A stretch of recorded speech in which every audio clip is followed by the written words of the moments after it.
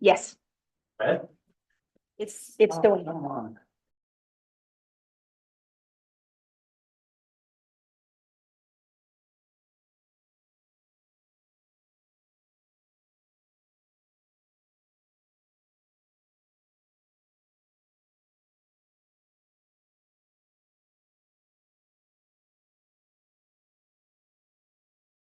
Go ahead.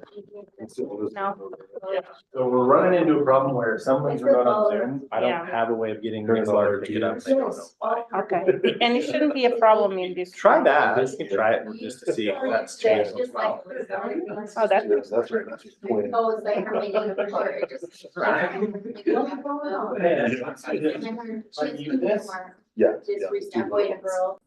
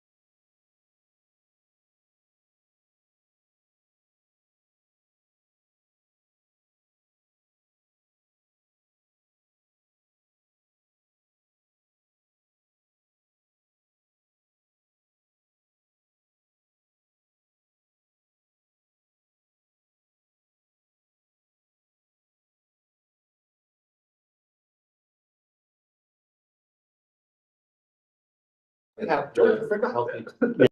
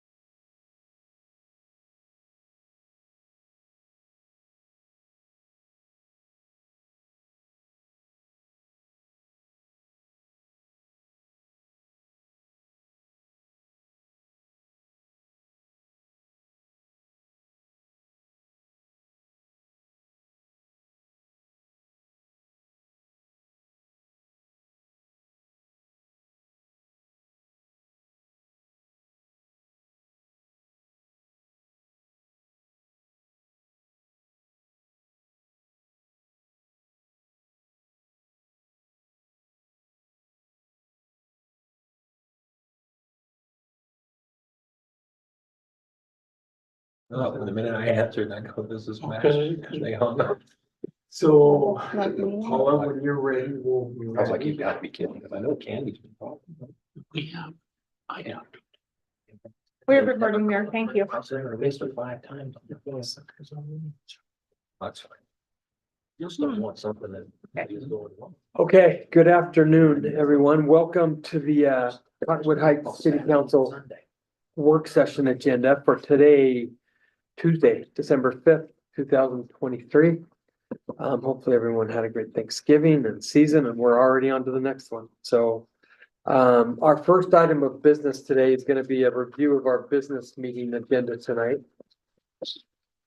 We'll, like always, do a pledge. We do have an acknowledgement. And so every year we have our administrative and fiscal services director, Scott Georges, do an acknowledgement of our financial statements that have been audited. So once they've been audited, then Scott will get up and the auditor will be there with us tonight if we have any questions, right? Yep.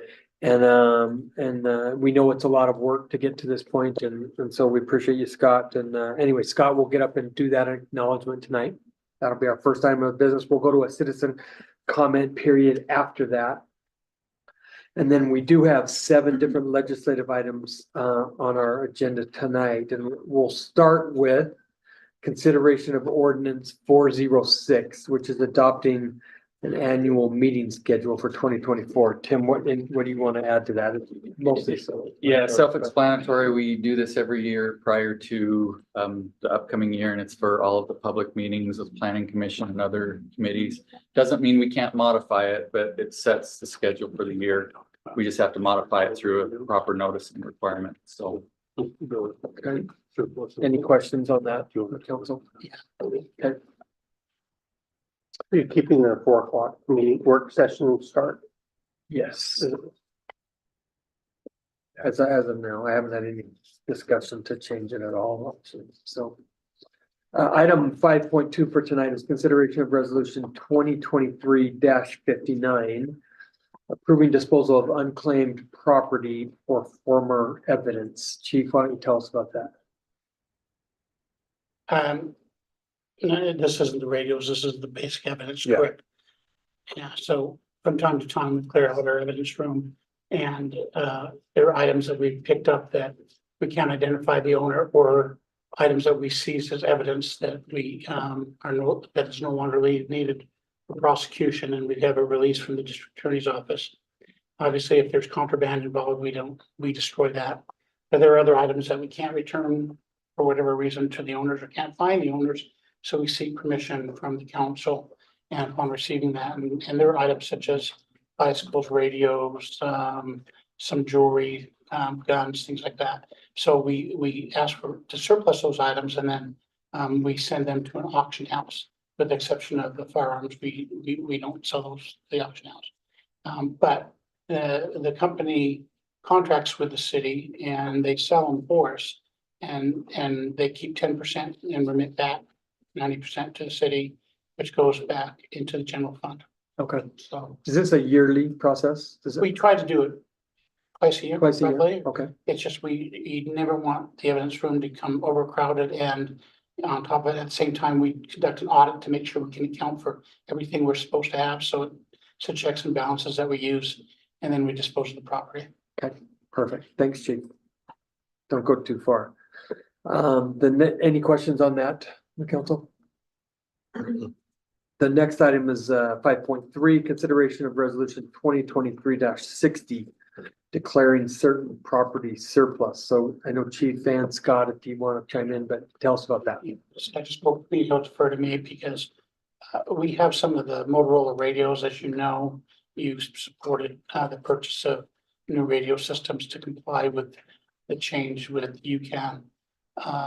So the radios, especially the walkies, are not, they won't function on the new system, and they have no value to us or most any other law enforcement agency in the state. Now, there may be a market for them on eBay or something. We're researching that. We'll have a whole bunch of them, but they'll bring not a lot of value back to us. So they're basically bricks. However, we did discover that the Alta Marshal's office, town of Alta and their staff can use these walkies because they don't use the UCAN system. They use a direct line of sight sort of communication system for their avalanche control and their ski patrol and public safety. And so what we're asking you to do is those walkies that are of no value to us any longer, we would like you to surplus them and allow me to donate them to the town of Alta so they can use them in their public safety endeavors and their ski patrol and so forth. Because we can wipe them and they can add their frequencies to them and then they have a value to them. And it seems like the right thing to do. So we would ask you to support that. Great, yeah, yeah, sorry. If I could weigh in, what I have done is, done an interlocal agreement between Alpha and Putnam Heights where, the city is selling these radios to Alpha for $10, under the interlocal act, we can, agencies can donate things or sell things for less than fair market value. So that's actually what will be happening via this resolution is approving entry into that agreement. Okay. So I'm just curious, in the past, when we've had radios that we need to unload, have we ever been able to sell them? I mean, did they have a value either in the private or in the government market? We've never had that problem because we've had these radios since the day we started. And they functioned on the system and we just repaired them and they're Motorola radios, so they're indestructible and they keep working. The radios we have still work. It's just they will not work on that new system, so we had to buy new ones. They were not compatible, nor could they be modified to be compatible. So we haven't surplused or sold the radio systems before. So we haven't had this challenge as we were discussing it at a meeting on road closures and avalanche control. The Alta Marshal said we are in desperate need of radios and we have no budget for them, and this seemed like a good fit. So this was a mandate from the state, so we didn't have a choice for, is there a functionality that's different, chief, on the old one to the new one? I mean, what was the reason for the mandate? yeah, it's complicated, but in very simplistic form. The old system could not function in some buildings and in some areas. And so they changed the bandwidth from an 800 to a 700 bandwidth, which allows a better functionality and enables a greater coverage statewide of the radio system and more efficiencies. But with that came a very expensive price tag, as you know. Yeah. But what happens is the older system cannot function. And again, we bought these radios when we first started out 15 years ago. Now, 5 years ago, some agencies that were starting up bought radios that were compatible on the old system, but could be flashed and upgraded to the new ones. Ours were not part of that. So we got our money's worth out of these radios. And didn't we last year or early this year, my time is kind of messed up, donate some to another department that needed them down in southern Utah, I believe. There were a couple in Yeah. Nephi, and Yeah, I think as you that's- I think remember, that in addition to that, the old taser system, because we bought a taser Yeah, program, so which works when they remove the taser or their weapon, it turns on the body camera. mhm. So the taser, body camera, are all one system now. We didn't have a use for the old tasers. They couldn't afford tasers, and so we did the same thing. You're correct. I remember that. That was a good Yes, idea. it was, and in fact, it was Nephi. Thank you. Yeah, perfect. So I know the state supplemented the cost for a lot of the smaller cities, right? Just for us, they said, good luck and put it in your So are we budget. kind of right at the threshold? Was it cities over a certain population or a certain size? Oh, it wasn't even close. Right? I mean, Even small. it was cities like, had to, if you have 5 or 10 people, then we'll supplement you, but anything more than that, then, yeah. So And it was counties of the first class, wasn't it, that We were definitely. That were- We were over. we were out because of that too, wasn't that correct? Wasn't Yeah, the that is, county- they had a very limited amount of money to spend on this, so they helped the very small departments that had nothing. And Yeah. Yeah, Great. great. Thank you, chief. Any other final questions on that? So the next item for tonight is 5.4, consideration of resolution 2023-61, approving entry into a grant agreement with the Utah Division of Arts and Museums for fiscal year 2023-2024. So Tim, you want to give us some background? Yeah, this is a grant that we typically receive each year through the Division of Arts and Museums, $4,500 grant to offset staff support costs throughout the year. We match it through our budget and staff hours, and so we're recommending approval. Always good to get additional money to help us in those areas. Yeah. It requires a match from the city, right, of the same? Well, yeah, Or but is that what we do anyway? it's through our personnel costs. Oh, that we oh, manage. that's right. Yeah. That's right. Okay, So, okay, good. Questions? The next item for tonight is a consideration of resolution 2023-62, approving an appointment to the Arts Council. Tim, tell us about that. yeah, so we've included information about Sarima at the Cool. We had the opportunity, Paula and myself and Ann, to interview her, and she's got a great background. Been in other countries and is here in our community, has lived here for a while and just wants the opportunity to serve. And she brings really specifically some very good marketing skills and things that she can help in marketing some of our events. And so we're recommending approval of her appointment and look forward to having her be part of the group. Come. Questions? Will she be here tonight? I don't think so. She's aware, but I don't know that she'll be. Okay, great. I'll probably still have you give a quick description of her again in the business meeting. Yep, so that's fine. The next item is 5.6, consideration of resolution 2023-63, approving entry into an agreement with Salt Lake County for Tier 2 ZAP funding. So, Tim. Yeah, so this, we're excited because this is the most grant funding we've received for a year. And we received these funds year in and year out, but it's for $16,910. What do we usually get? Do you know? Oh, it's in seems like 13, 14. 14. Yeah, It's been as low as 2 or 3. yeah. I mean, So anyway, the funding will be used for musical, the venues, the rentals, advertisements. And we have a match already through our budget with the Arts Council. And so we're recommending approval and we're excited to get the grant. Appreciate Paula and Etchell for their work in getting these grants in, and it's great to get more funding. Great. Questions? Okay, the last item for tonight is consideration of resolution 2023-64, approving an amendment of the city manager's employment agreement. So we, Tim's agreement,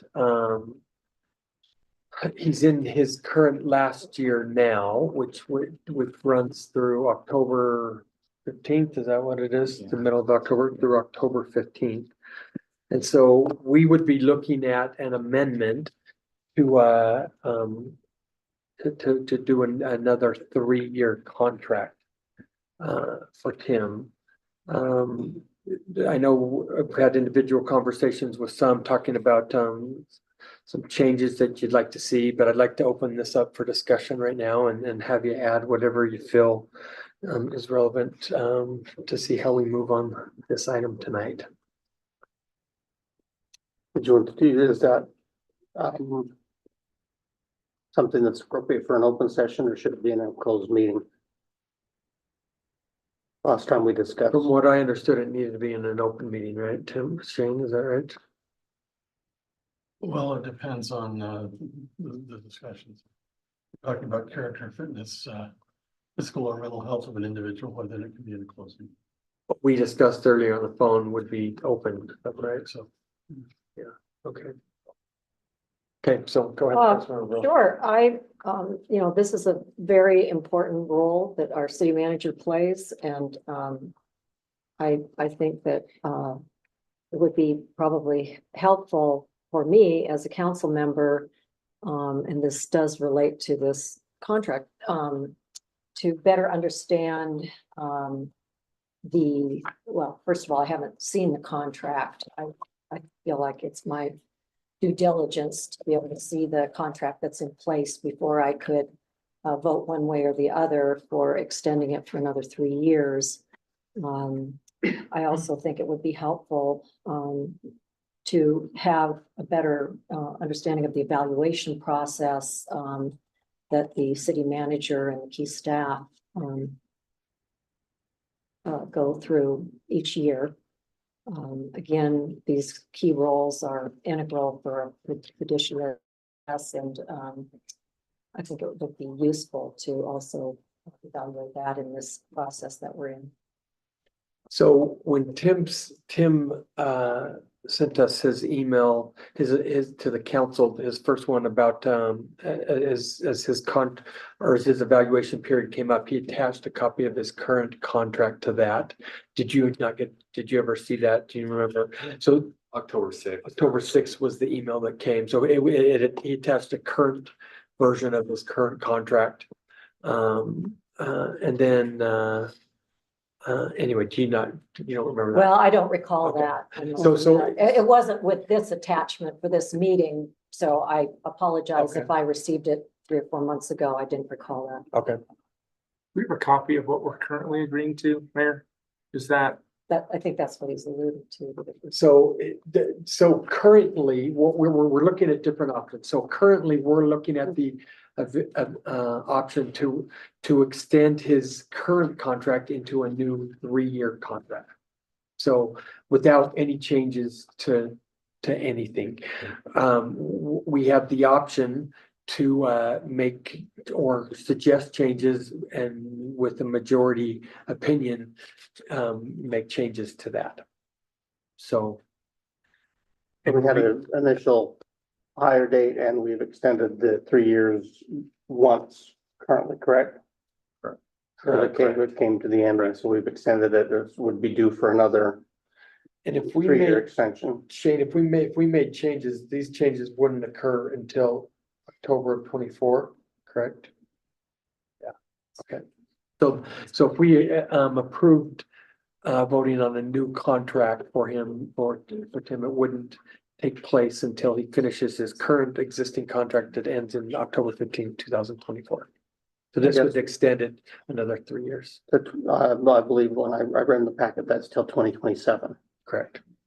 It keeps the other things that we've been doing with him for the last 5 or 6 years. 6, yeah, in 6 years. Okay, 5 years to date, it'll be 6 years by next year coming around as the same, so. A performance review council, we did meet, and we discussed it. We were gonna have a update meeting to get down to a couple more details that didn't happen, at least that I was aware of. We So- did that through email, yeah, basically. Got the information out that we were looking for. So I went through and looked at what was on the agenda for this evening, and I think it's kind of just extend the contract. At some point, we need to actually discuss the merit as a council, but that's probably subject for closed session. I don't think that is it, Shane? Again, if the discussion is focused on character, fitness, or physical or mental health of an individual, why then it's appropriate for closed session. What about Otherwise not. compensation? I think is what. the Purely council brought. compensation is not, but then in my experience, at least, to discuss compensation, you get into some of those other issues that are I have appropriate for a closed individual session. recommendations from that already from each of the council. So.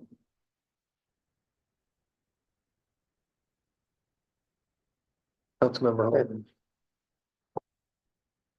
Yeah, so I guess my question is I'm not quite sure what terms I'm agreeing to. And so that's why I'm just wondering if there is, maybe I'll go look at my email. We still have time till 7 to look at the past agreement. And if we want to, From the 6th. yeah, if we want to make changes, is that done here or is that done later this evening? So if we want to make changes, correct me if I'm wrong, Shane, we actually already have a version of the changes that can be implemented and voted on tonight if there's a majority. Yeah, the version that I prepared, and circulated as part of the packet simply extends the term an additional 3 years beyond next October 15th. I think as Scott has mentioned, the original contract was entered into in October 2018. It was extended, so it ran through October of 2021. It was extended sometime before October 2021 for an additional 3 years beyond that date. So it runs until October 2024 right now, and the one that you've received, it would extend it until 2027. I guess that one thing for me to clarify is that by state law, our form of government is a creature of state law, and under state law, the council can always the council is not bound to see the contract through to the very end. The council always has the ability to terminate the relationship early if it becomes dissatisfied. That's true for, everybody that works for the city, including the manager. So in that way, the contract is something that basically expresses, yes, we think you're doing good right now, and I'd like you to stay around for another 3 years. But knowing that if things change in the interim, why then the council by majority vote can always terminate the relationship early. That's statutory. We can't override that via contract. When we originally did the contract, and I believe under perhaps it was at the last renewals when we actually did a comparison of other managers in the area with their compensation, their benefits, length of contract, all those things, and we pretty much kept it fairly standard and equitable, so that we weren't an outlier one way or the other. That's my recollection, that any changes have tried to be in relation to market. And so as far as the details of the contract, I guess at least from my perspective, that's not changing. So there's one aspect that was requested to be included as a change, which is to make the city manager not eligible for COLA, and to cap merit at 3% per year.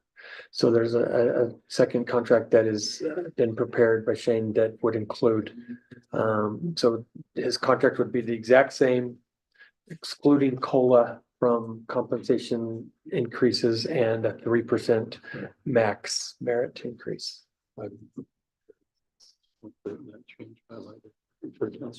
Okay, so actually, let me. That's what I'm- One more for you, one more.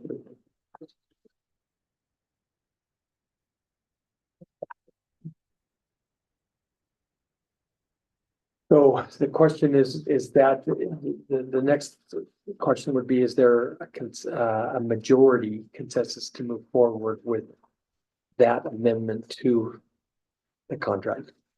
I guess, my initial concern would be, COLAs are typically discussed in the budgets. And we do a COLA for the entire city, or we don't. That includes the council.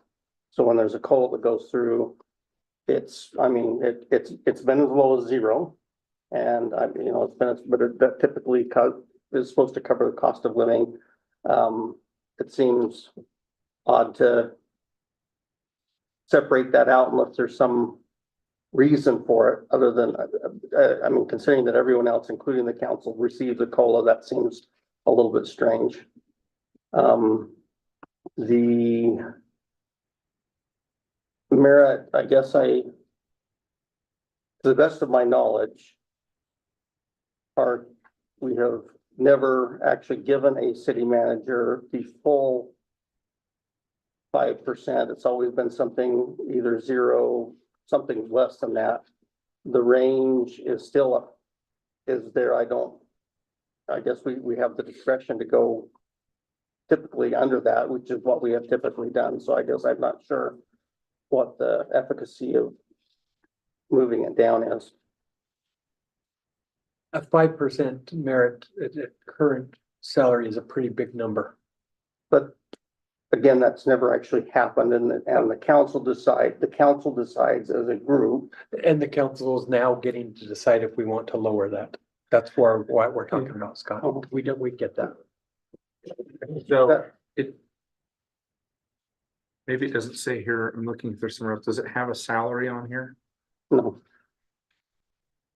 So, will probably be in I know my salary. the, and that would probably be in the original contract. Yeah, the salary, the dollar amount of the salary was in the original contract, but since then it was changed through COLAs and merit increases, so, So I guess I would be supportive of approving Tim's contract for 3 years. I know that we're having a merit increase that we're gonna give him for this last year. So I would approve whatever that increase would be. I'm fine with these terms here, so this would be his salary plus the merit from this last year, whatever we agree to. Plus a 3-year extension, and he can get upwards of 3% of a merit increase. Without COLA, so Upwards to 3. upwards. 0 to 3. created a change. Those, I don't know what his salary is, but whatever it is, plus whatever merit we give him. We just process. Well, the average merit increase for the city was what this current year? 3 point. 3.62 for those who received the merit and 2.5 overall for the city. If we're on top of the range, you don't really get, qualifying as merit. Yeah. I guess I didn't understand. So you would take out COLA adjustment?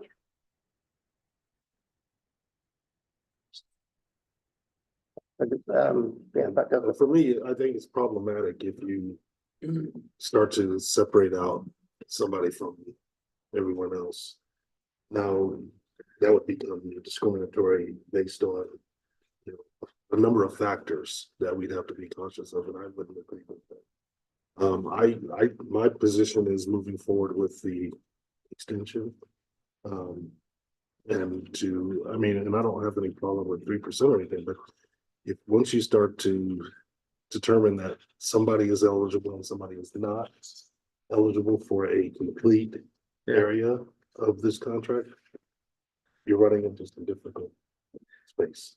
Another way that you could potentially do it is, because I know that there are other employees that are maxed out at a certain salary, they don't get merit, right? Because they're at the high end. But that was based on those parameters that we determined, right? Correct. Yeah. We're not coming back on the back end and saying, now we determined that.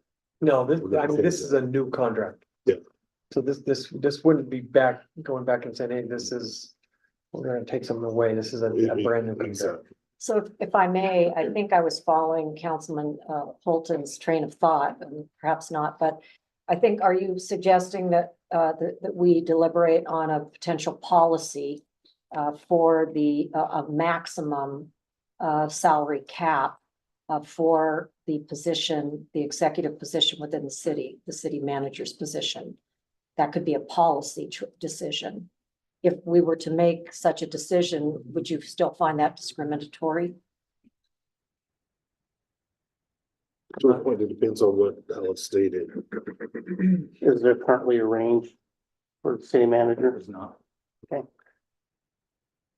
Yeah, so I think the unique thing here, and maybe we can figure this out soon or not, but is there are other positions in the city that I know that do have cap, and that I do know have certain parameters such as you can't receive merit. The city manager position is a unique role where it is a contracted position. And so the question is should we put some similar parameters on the city manager position, such as those that other people have in the city, or should that be exempted? Because right now, they can continue to get COLA and merit, and there isn't a cap. On other positions, there are caps, though, of course, they can still get COLA. So I guess that's the discussion, is what is the most responsible way to approach it while still supporting Tim and the great work that he does. I guess that's the discussion, and maybe there's a better way to do it than not doing COLA. Maybe it is opposite of others that can't get merit. Maybe it is, that everyone can get COLA, so it's more in line with everyone else. Or you could make the argument that it should stay the same. I guess that's the discussion. Yeah, and it's not an easy one. It's not,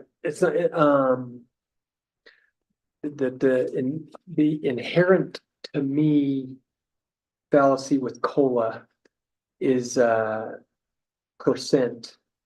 If you're doing a percent increase, cost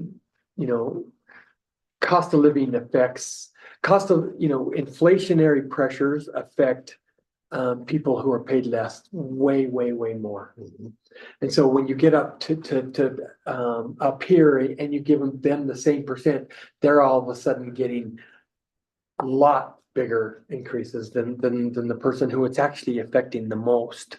I even brought it up in my Unified Fire Authority meeting once, that maybe COLA should be the exact same number for every single employee, and dollar amount. Where anyway, that's why we're having this discussion. Is it anyway? Yeah, I think we're wanting to make sure it is equitable on all sides and make sure that everyone has parameters in place that compensate them appropriately, but also put some protections in place for the taxpayer. And I think this is more of a discussion outside of Tim and more of just a 100%. discussion. 100%. Yeah, I mean, if that's your position on COLA, that's absolutely, that's certainly a viable way to look at it. But I think that discussion does go overall to the city as a whole. There's certainly merit to it, but that's probably for the compensation committee to be looking at January, February, March, as they're going through those discussions to come up with a system to handle that. As far as putting a range in place on the city manager, I certainly expect that there would be some cities that have that. I know with Wasatch Front Waste and Recycling, that is in place with their chief executive. What, a cap? Or Okay, it's just not a cap, it's a range. So no, a map. You said the ranges have caps. So ranges have a yes. top end and a a bottom low end. Yeah. Okay. So- And I'm using that because Yeah. that seems to be more, It's the it same sounds thing. better It's the to me. same thing at the mosquito abatement as well. So if we're gonna go hire a new city manager, it's not gonna go below here and it's not gonna go above there. The issue you may run into there is, that's not a position that it's not like a police officer or public works person where there's hundreds or thousands of them that are available. You've got a fairly small pool and sometimes you have to make adjustments. So of course, if you find someone that you feel is worth twice as much, you can always do what Moab did and change your ordinance. That's not out there. That's certainly within the purview of the council, but at least, but I guess I see those two things as being things that should come up during the budget retreats and things going into July 1st. Yeah, I think you're not wrong. I think we're trying to, and again, we're doing it early, not quite a year, but significantly before his contract ends. And so I guess this is maybe falling at a time that is outside of those other discussions. So we're making a decision on what is sound policy for a city manager when it comes to compensation. And so but there was also a reason we specifically put his contract in October and we didn't do it to July. Yeah. And one of those was the budget process, because that happened where we lost the city manager right in the middle of the budgeting process. And we had some turnover in the finance department and it was challenging as a council. It was challenging to the public. There was a lot of misinformation that was out there. It was that stability there is really important. And so that's why we consciously made a decision after we'd gone through that to have the contract renewal up in October rather than right at the end of or in the midst of, because we did discuss that. And that made a lot of sense, especially after the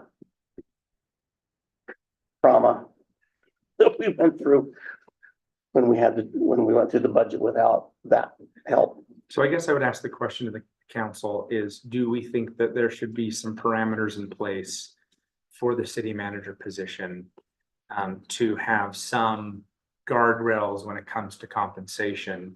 I hope Tim is with us for a long, long time. But those annual compounding additions, do we want to put some guardrails in place? And the answer could be no, we do not. And that's okay as well. And I guess that's just the discussion, and Yeah. maybe there's a better way to approach this.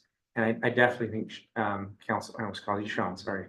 Councilman Newell, we do not want to by any means target or differentiate Tim in any way or the city manager in any way. It's just, do we want to put some guardrails in place?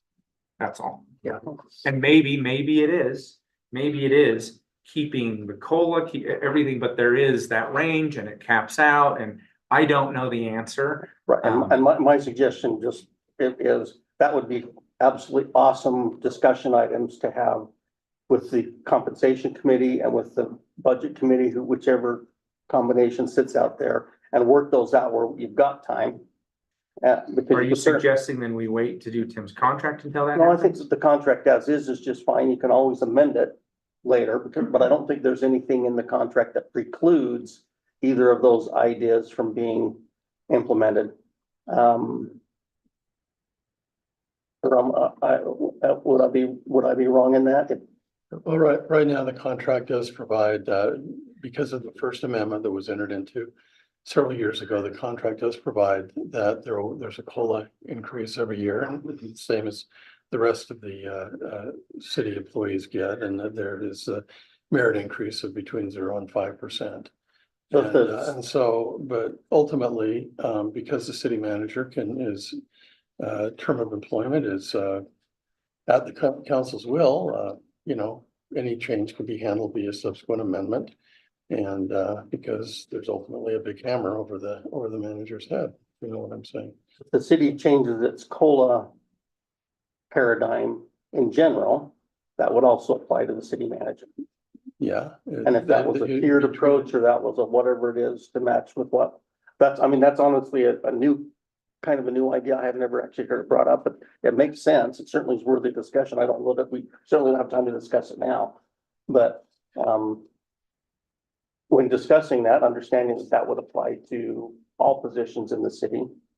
And,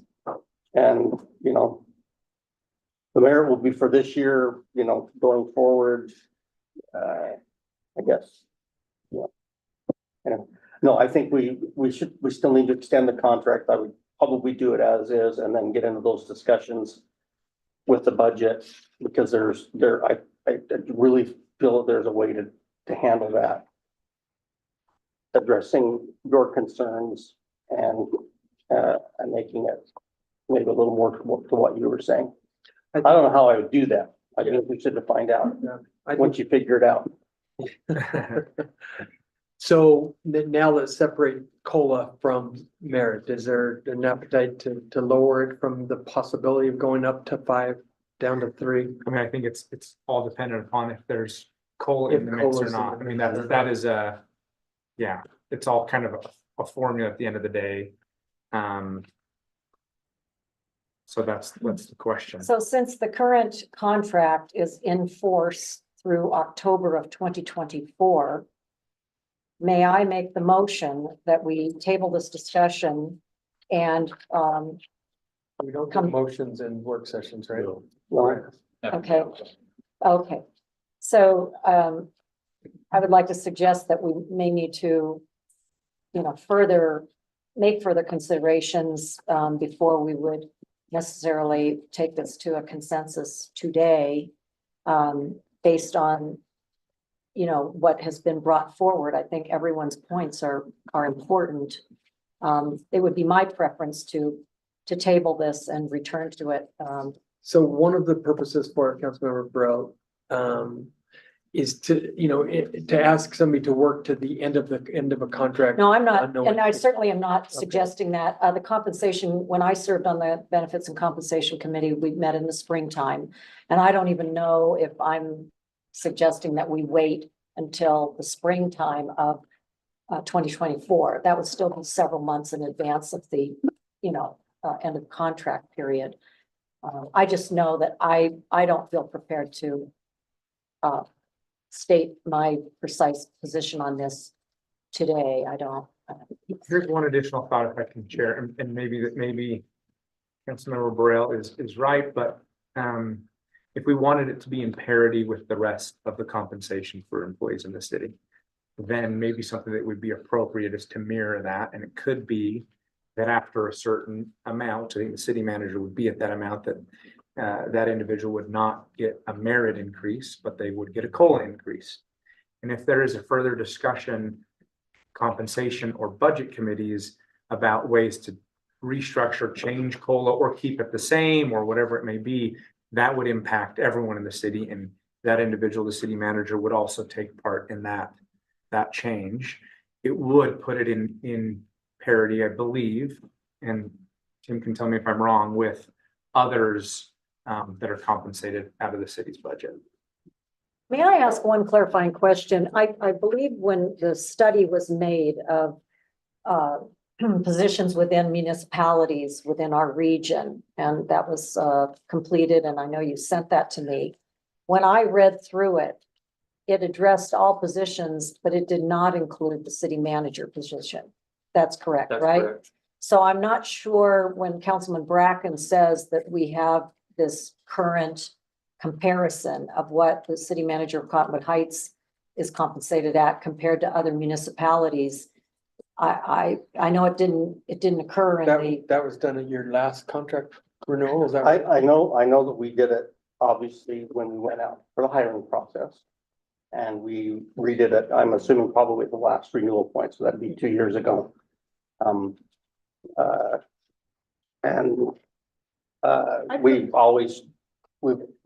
I provided a recent comparison to, I believe to you, Shane, of the city manager's scale. Is that correct? I did. That doesn't ring a bell, not to say you didn't, but it doesn't ring a bell. We've always tried Did to we keep make it a market within- adjustment or just do the study? Do you remember? Say that, Did we actually make a market adjustment or did we just do the study? I think we found that we were pretty close to where we should have been, which is kind of what you want to find. You don't want to be behind. You don't want to be too far ahead. Unless there's, again, a compelling reason. The only adjustment in 2021 was just to add in the automatic COLA and the merit increase of 0 to 5%. And so as far as dealing with actual numbers, that was not part of that amendment. So it was COLA not in it previously No, there wasn't an automatic COLA in it previously. or a merit? No, there was not a merit. As I recall, it simply said that the council would adjust the manager's salary, increase the manager's salary every year. And I think we've kind of done that. I think traditionally, as a contract employee, like city manager comes into that last year, that's when or as they're approaching their last year, to be more accurate, that's when you start having those discussions of extension, just so you're not kind of holding them out there. It does take, if that person is not wanted around or they're looking elsewhere, that it takes time to fill that type of a position. So a year early is not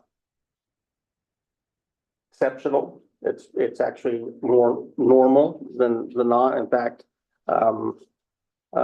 typically, I think we have, there was dates in here, we moved actually a little bit before the October deadline to have the decision on what is the merit going to be.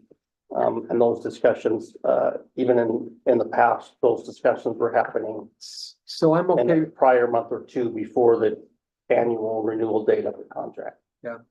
So the thing that we should have done is shouldn't have tied the evaluation to the renewal. And so we can finish the evaluation and then at least get his merit for that should have started it basically in October. So we'll get that backdated and done. So I will move forward with that immediately. And then it sounds like we maybe want to take a little bit more time. Correct me if I'm wrong. I think we could probably do, I don't know if it's closed or whatever, but to have a quick discussion as a council, Yeah. just on parameters If on. we can get 10 or 15 minutes, that might be good. Maybe we. Yeah, I don't. The whole I think bit. We Yeah, do have the January retreat coming up. I don't know if there's time to do that today, but maybe Well, not. we didn't notice a private closed We meeting, didn't. right? Do we have to? We have it on, we Oh, always have okay. an ongoing closed meeting. Yeah, it would be. And you can actually call one if you come up with something that. Okay, I so think- I let's don't do think it'll that then. take us long to just figure it out. Okay, okay. Yes, and in my case, It would- It would be again, the topic of what's being discussed in the closed meeting. So if you're just talking dollars, why, alone, why I don't think that's a proper topic for a closed Have to be meeting. competency, Yeah. right? That's right. Well, for me, again, traditionally doing that in the months before the year term. I always feel more of an urgency to at least get the contract renewed. So I would very much like to see it, that part get taken care of. Okay, I agree. I'd like to see the contract renewed and then we can go through a few of those applications about other parameters. okay, okay, sounds good. Well, thanks, everybody, and thanks, Tim, for having to sit through that. That's gotta be not be the most comfortable. let's even all though take turns. Now talking, yeah.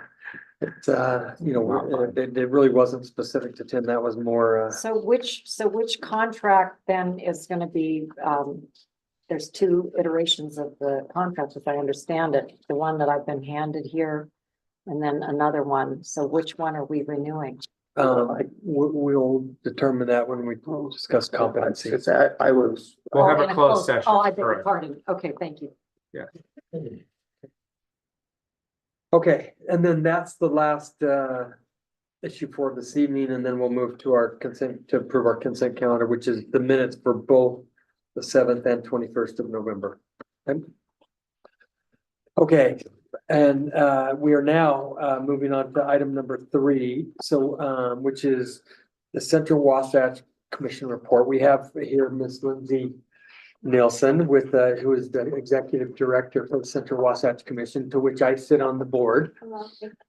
So we're excited to have Lindsay here to give us a yearly report that we look forward to. So hi, Lindsay. Hello, Mayor Wickers, Council Shane, nice to see you, Paula. Seeing you.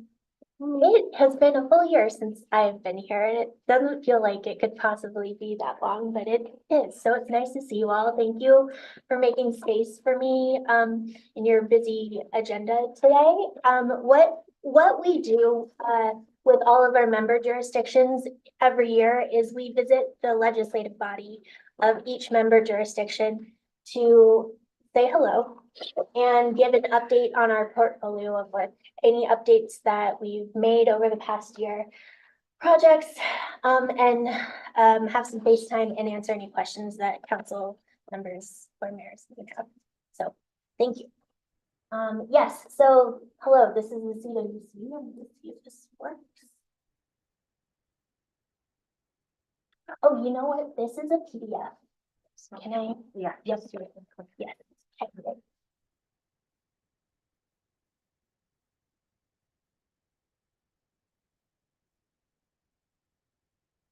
Okay. Let me do.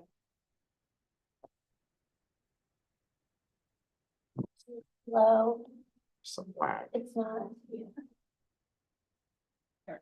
Oh, You best. Yeah. Get away. it's responding. Thank you. That was a good Well, I have some presentation. questions. Yeah. I mean, fine.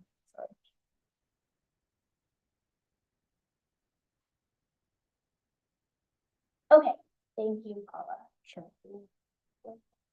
Okay, so you all have likely seen this. This just for any of those who haven't seen it or don't remember, the Central Wasatch Commission, who are we? What is it? It is an interlocal entity, a government composed of other government entities. So as Mayor Wicker said, Mayor is a commissioner. He also sits on a number of our committees. It's a unique effort. No other organization exists elsewhere. It's really a forum of ideas. It brings together many of the interest groups in these mountains together to exchange ideas, come to solutions around conflict in these mountains. We are, can you, or just, it's okay, I'll prompt you. Yeah, so our main purpose is to convene. We, like I mentioned, we bring together the many interest groups in these mountains, and we bring folks together to discuss. Conflict resolution, we ultimately exist to assist the state as they work to resolve issues in these. Yeah, so as a reminder, these are our member jurisdictions. We have a board of 8 voting commissioners with 3 ex officio members. All of these jurisdictions here, including the Uinta Wasatch Cache National Forest, UTA, the forest, and Metro Water are our non-voting ex officio members. Next slide. Yeah, thank you. Yeah, so what are the benefits to our member jurisdictions? Like I said, we approach the land and watershed protection issues in these mountains through a consensus effort, consensus-based transportation approach. I will get into more detail on our transportation work in a few slides. We have a short-term project grant program that we've administered every year consistently since 2020 and have dispersed around $200,000 to maintain trails, to build bridges, to support land conservation easements, projects like this all around the project area. And I should clarify that the project area, for any who don't know, are the Tri-Canyons and Parley's corridor. So it's Cottonwoods, Mill Creek, and Parley's. It juts into the Wasatch Back just over the ridge, separating Big Cottonwood Canyon and Park City.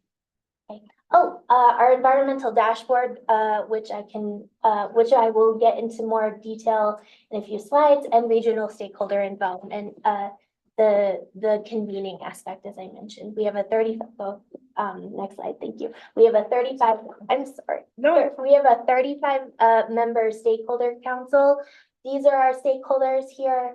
As I mentioned, all of the various interest groups are represented. Folks, private citizens, recreation interests, conservation, ski resorts and economic interests, transit and transportation, and cultural and educational interests. Oh, and community and homeowner association, community councils and homeowner associations. Thank you. This is exciting. This is a new development. We have just created a Central Wasatch Commission Youth Council for young people ages 16 to 30. We just convened our youth council for the first time in October. 15 young people who are enthusiastic about these issues are excited to join. And they've self-selected into a couple of committees: diversity in the outdoors, the environmental education and outreach committee, and then the events and outreach committee. Yeah. Yes, as an aside, there is room for more people on this youth council. So if you have any young people within those ages that might be interested in joining us, please let me know. There's ways to apply for the youth council on our website. Next slide. Yes, I mentioned that we have a short-term projects grant program that we administer every year. Mayor Wicker sits on that committee that administers that grant program. This year, the 2023 short-term projects that we funded are all listed here. Namely, we've supported for the second consecutive year a backcountry ski shuttle that picks up folks for free on Saturdays at, here in Cottonwood Heights, actually, and brings them up to the Cottonwood Canyons at various backcountry ski sites. That's an effort to remove cars from the road and to incentivize public transit. right? Is that led by the Wasatch Backcountry Alliance? Yes, exactly. So you collaborate with them on that? Yes, that's an important, thank you, Councilmember Burrell. So these short-term project grant projects are not owned by the CWC. They're not CWC-led projects, but we are funding them through our grant program. Thank you for the clarification. So in addition to funding projects that need a little bit of monetary support to get over the finish line, what this program facilitates is community partnerships between the CWC and community organizations doing work already on the ground. Okay, like Wasatch Backcountry Alliance, like Utah Open Lands, Friends of Alta, Save Our Canyons, Recycle Utah out in the Wasatch Back. Yeah, Climbers Alliance. Next slide, please.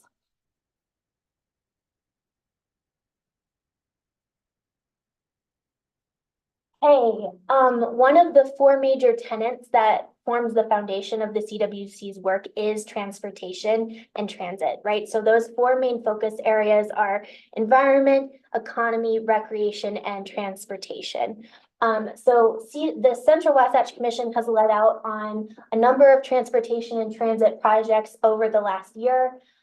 Namely was the Big Cottonwood Canyon Mobility Action Plan, which Cottonwood Heights was a funding member of. That was released earlier this year, May, June time.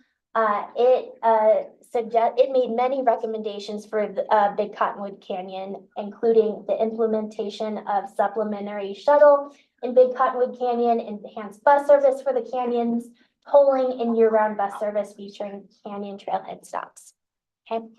In addition to the BCC map for short, the CWC leads out on a ski bus bypass program wherein the CWC funds in partnership with Sandy City Police Department the escort of UTA buses that originate at the UTA Park and Ride lot on Highland Drive in 9400 South along that travel route between that park and ride lot on Highland to the park and ride lot at the mouth of Little Cottonwood Canyon. That started in 2020 and has persisted. Over the years, we've spent nearly $75,000 on that project, and it's been a roaring success. It has reduced travel time on that UTA ski bus along that route by upwards of 30% in travel time reduction. Okay, and we're doing that again this year. That service is catalyzed whenever there is a need for a canyon closure for Little Cottonwood Canyon. Okay, so whenever UDOT is doing road maintenance in Little Cottonwood Canyon, that necessitates hopefully temporary curtailing of the Route 953 that brought anybody coming from the north into Little Cottonwood Canyon. And obviously, there's been really a lot of people tell me, because that's my district, District 4, my constituents are very alarmed that it was discontinued again this season. So for 2 years in a row. And so as we work with UDOT as a city to find remedies and, both immediate and long-term, related to these challenges, this escort service, this idea that individuals that are in their cars watch the bus go by and say, gee, I wish I was in that bus as it is escorted by the police to the mouth of the canyon. Do you have any thoughts or suggestions for our council consideration, related to this season that we're coming right into? I mean, there's the obvious, there's a lot of, there's the program that you just mentioned where people can, find shuttles through the Backcountry Alliance and your collaboration and then the Visit Salt Lake. But is there any other ways that you see, or perhaps you're going to address that in your presentation, that we can, further alleviate the congestion and problems on those snow mornings and weekends? I think it's a continuation of being creatively finding ways to incentivize public transit, right? So I can't speak for UTA, who provides the ski bus service, right? But CWC has come in with support of its member jurisdictions, Cottonwood Heights, not the least of which Cottonwood Heights, to creatively try and incentivize the service that does exist, right? If it's the ski bus bypass program, then it's micro transit with the shuttles. So there are potentially other opportunities for Cottonwood Heights and other jurisdictions to fund other micro transit programs in partnership with perhaps the CWC or other community groups like Wasatch Backcountry Alliance, the climbers, if they ever decide they want to create a shuttle program. But yes, I think there are good models here that are working, right? If yeah, with the continued reduction of ski bus service, so coming in with creative other opportunities. Thank you. Yes, and since we are a multi-jurisdictional effort at the CWC, we also, for the second consecutive year, fund a shuttle program that originates on the Main Street in Park City and travels, brings folks from Main Street in Park City to 3 different trailheads, popular trailheads in the Wasatch Back. Okay, that's Bonanza Flat, that is Bloods Lake, and Mid Mountain Trailhead. Next slide. Oh gosh, I love talking about the environmental dashboard. If you all, including members of the public who are listening, have not visited the CWC's website to check out the environmental dashboard, I highly recommend that you do. It's hard for me as the executive director to pick a favorite endeavor that the CWC undertakes, but the environmental dashboard is right at near the top. And what the dashboard is, it's an open access tool that has amassed all of the environmental data that has been collected for decades here in Utah into one place and has made that data accessible and fun to use, easy to understand. So you don't have to be trained and it doesn't have to be your job to interpret data to understand what's being presented here. It is made for everyone to use and to understand. And why it's included here, this was originally released to the public in 2022, but why it's included in this update is this year we added a human element. This was a component that had been requested since the very beginning of discussions and plannings for the environmental dashboard. So since 2014, folks have been asking for data showing what the interaction of human use on these mountains mean for the mountains.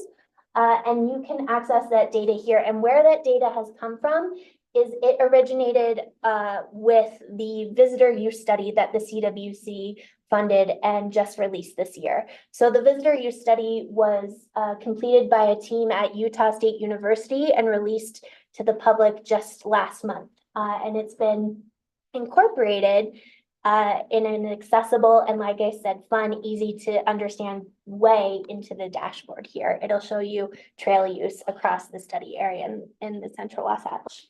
If you ever wanted to know anything about our Wasatch Mountains, the data's probably there, whether it's vegetation. I mean, it's actually really unbelievable. We pushed the dashboard out to our Canyon School District to encourage them to have to use within, you know, social studies or whatever programs, schools that they were teaching. It's just an unbelievably amazing tool to learn about mountains that are right next to us. So it's pretty cool. Mayor. As I mentioned, our youth council has created a committee centered on the environmental dashboard. And so I think what those young people on that youth council will do is they will figure out how they could potentially work or create a curriculum, like a standard curriculum that they can go and present to Canyon School District, for example. To see if teachers want to incorporate it into their learning plans for students. Yeah. And that's all I have for you. Oh gosh, thank you so much. I'd be happy to answer any questions if you have any other questions. Any questions from the council? So Lindsay was promoted to the executive director position in July, yeah. July, yeah. So we're excited for her to assume that role. Sam was brought on as the director of operations a couple months later. Yes, that's correct. Yeah, so last year, you'll remember there were two people here, myself and Blake, my colleague. He since left the CWC and we are co-directors this time last year. And now we've restructured to a more traditional sole executive director and we hired a director of operations who is fantastic. She's a rock star. She is listening in online, but could not be with us right now. Hi, Sam. Yeah, thanks, Sam. Well, thanks, Lindsay. Appreciate you. you coming. We'll look forward to monthly meetings and Thank you. coming back again next year. Definitely. Thank you so much. Thank you. Appreciate Okay, we have two employees from the Salt Lake County Health Department with us today, Miss Whitney Rosas and Miss Julia Glade. And we would love to have them come up. They're gonna talk to us about Utah Healthy Community. So thanks for coming. If you don't know, I sit on the board for the Salt Lake County Health Department, which is a early meeting for me once a month, but I still make it. Nice. But appreciate anyway, that. yeah. Thank you both for coming and tell us more about the Utah Healthy Community. Yeah, thank you so much for having us here tonight. So like was mentioned, my name is Julia Glade and I work for the Salt Lake County Health Department. I am the Health and Communities Coordinator. And I am Whitney Rosas and I work in substance use prevention at the county. And I just have to say, I'm so excited to be here tonight. So I grew up in Cottonwood Heights. I went to Canyon View, Butler, Brighton. My parents still live in the home that I grew up in and I don't live far away. I just live down the road in Holiday. So my heart is definitely in this community. And I know there's lots of areas of opportunity to affect change in the community. Unfortunately, I know too many people from my graduating class at Brighton High School that have passed away due to suicide or overdose. And we know that mental health and substance use go hand in hand. So I know it's kind of a heavy topic, but there's definitely areas of opportunity to be addressed in this community, and we just appreciate being here. So thank you for having me. And then also, I was just gonna say, if you could just hold your questions till the end, just due to time, we just want to respect your time. And if you have questions, I'm just gonna leave my card and you can reach out to me directly. And so tonight we're just going to talk about the advantage of community coalitions and kind of the work that we do at the health department. So at community health at the Salt Lake County Health Department, we define community coalition as a community coalition is an alliance of residents and organizations representing a variety of sectors that agree to collaborate to improve the health, wellness, and safety of their community. And so working in public health, we know that a prevention effort is most successful if an entire community is mobilized and organized, as the prevention truly comes from the voices of the community. And so as we work with different coalitions throughout Salt Lake County, there's different types of coalition frameworks. There's the strategic framework known as SAMHSA, and this is an evidence-based process-focused substance use disorder prevention framework. There's also Communities That Care, which is a social development research group. It's evidence-based, it's focused on risk and protective factor programs, and is also substance use prevention. And then we have CADCA, which is under the Centers for Disease Control. This is an evidence-based framework. It focuses on the root causes, environmental strategies, SUD prevention, and drug-free communities. And then at the health department, we have what we call Coalitions Light. This has been a process that we have put together and is currently in a pilot stage with 2 cities. It's research-based. It focuses on risk and protective factors. It provides a framework for a coalition to go through, like a strategic planning framework through public health prevention. So Julia just talked about the different evidence-based frameworks. So it's so important that we focus on an evidence-based framework because we want to ensure it is backed by science, that we know it works. We're not just throwing something into the air and hoping that it works. So she talked about the strategic prevention framework, the SPIF. It's very similar to the CTC or the communities that care model. Sorry, there's lots of acronyms in here. So it's very similar in that it has 5 phases, but it can be used in a really very generally for any issues that arise in your community. Whereas the CTC model is more based on substance use prevention. It focuses on substance use prevention. So CTC is an evidence-based framework, and it provides a roadmap for coalitions to follow and achieve desired outcomes. It gives communities the tools to address their adolescent health and behavior problems through a focus of identified risk and protective factors that are specific to your community. That helps communities implement tested and effective prevention programs that address those widespread risk factors for adolescent problem behaviors. So again, it's organized into 5 phases, and each phase has its own milestones and benchmarks that are designed to help guide the process. So to give you an overview, in a 24 community study in which sites were randomly assigned to treatment and controls, CTC reduced the initiation of alcohol use, smoking, delinquency, and violence through the end of high school. Youth exposed to CTC from grades 5 to 9 were significantly more likely to abstain from substance use and delinquency through grade 12, even though few were exposed to evidence-based prevention programs after grade 9. So we know that just shows us we want to target youth early, just prevent it from even happening. So that's kind of CTC in a nutshell. Coalitions like she was saying, it's very similar to CTC. It's kind of an abbreviated version of CTC. When CTC can take up to 2 years to go through the process with a full-time coordinator, Coalitions Light is designed to be like a 4 to 8 month process.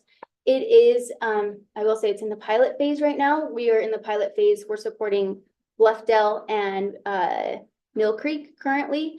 And I will say it's taking a little bit longer than we projected to get through those phases. So kind of keep that in mind. But that's another framework that the county is offering. The DFC, so the drug-free communities, it focuses on the 7 environmental strategies for affecting community change.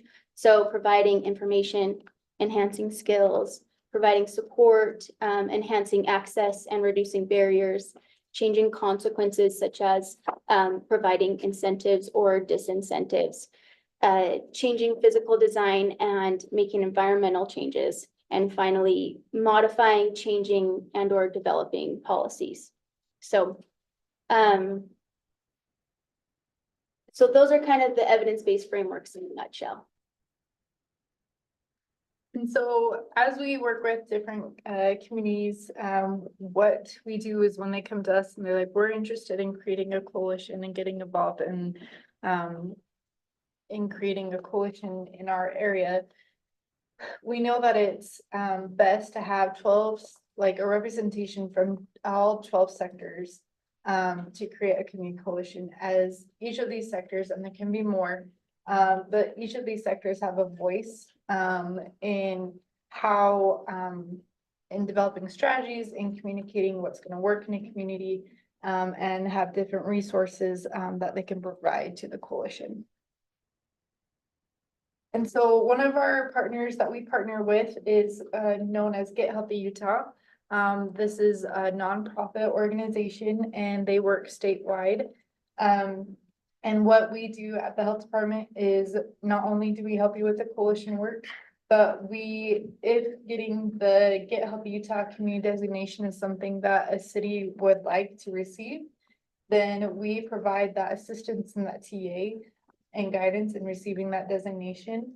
As health department, coalition team, we do receive, notifications from Get Healthy Utah of funding opportunities. West Valley and Mill Creek received, they went out and they received a grant from Get Healthy Utah to implement Health in All policy framework. And as a health department, we helped create those materials and help implement that. West Valley also received a grant for Active People Healthy Utah. They're currently looking at Decker Lake and how to make that more accessible and walkable. And at the Get Healthy Utah stakeholder retreat that happened just this past couple months, West Valley City, their coalition received a statewide recognition for the efforts that they're doing and for the coalition work that is happening. And so these are just some of the highlights that we wanted to highlight of the coalition work that we can provide. And then as far as different sectors and different collaborators, here's an example of my Kearns. Here's all the different partners involved and stakeholders involved in that coalition, just to give you an idea. Okay, so again, local data, we want to make sure that we are using local data. If we base our efforts off of local data, our community will achieve better outcomes. So a great data source is the SHARP survey. Are you guys, is anyone aware of the SHARP survey? Okay, so it's the Student Health and Risk Prevention Survey. So it's been conducted every other year on odd years for the last 20 years for kids in 6th, 8th, 10th, and 12th grades. It asks questions about substance use, safe and healthy relationships, connection to family, school, and community, physical, social, and mental health, risky or harmful behaviors. And it ultimately highlights what protects kids from these things. We call those protective factors, as well as what puts them at risk for these things. And we call those risk factors. So after looking at this local data, the coalition can select priorities that resonate within like the Cottonwood Heights community. So there's some other data sources that the county uses, such as Utah Healthy Places Index, Healthy Salt Lake, and Get Healthy Utah, just to name a few. But it's very important that we focus on local data because Cottonwood Heights is very different and has different priorities than, say, Midvale or Draper, Sandy. So we want to convey that if you choose to go this coalition route, you won't be alone in your coalition's efforts. So my main role is to support coalitions, and I do that in a variety of ways through facilitating networking, helping to find funding opportunities, and then just technical assistance such as helping coalitions select a framework. So we discuss those evidence-based frameworks, the communities that care or the coalitions liked. We help provide data access and data analysis. So within the health department, we have a bureau, the Analytics and Evaluation Bureau, and they can help us collect the data specific to Cottonwood Heights and, you know, go through that and find priorities that resonate with the residents in the community. Let's see, so we can also offer and connect coalitions to trainings and conferences. So we have a team, a coalition leadership team that is comprised of leadership of all the coalitions around the county. It's like their chair or their coordinator that attend these meetings once a month. And we network and we troubleshoot problems and we find out, okay, what's working in your community, what's not. It just kind of helps us work together and problem solve, learn from each other's successes, and then learn of areas of opportunity, things we can improve on moving forward. Oh, sorry, go back. And then, so other trainings, like if the Cottonwood Heights decides to go the CTC route, there's a CTC facilitator training. We send out, Julia is actually the chair of that coalition leadership team, and she sends out constant communication with different webinars that are pertinent and to prevention and coalition efforts. So we're keeping you in the know. There's a fall conference in St. George. There's a Bryce Canyon Summit in the summer. So we keep you in the know. We connect coalitions to resources and partners. So as I mentioned, the health department, we are very well connected. We have great resources within the county. And if we don't have the answer, we can connect you to someone that hopefully does. We encourage coalition best practices. So for example, equity, inclusion, meeting management, strategic planning. Those coalition leadership meetings that we discussed, that I just told you about, we have trainings on like meeting management and strategic planning and ways of including equity and inclusion in all of your work. So yeah, we kind of provide general coaching and troubleshooting when it comes to retention, equity funding, data, all of those things.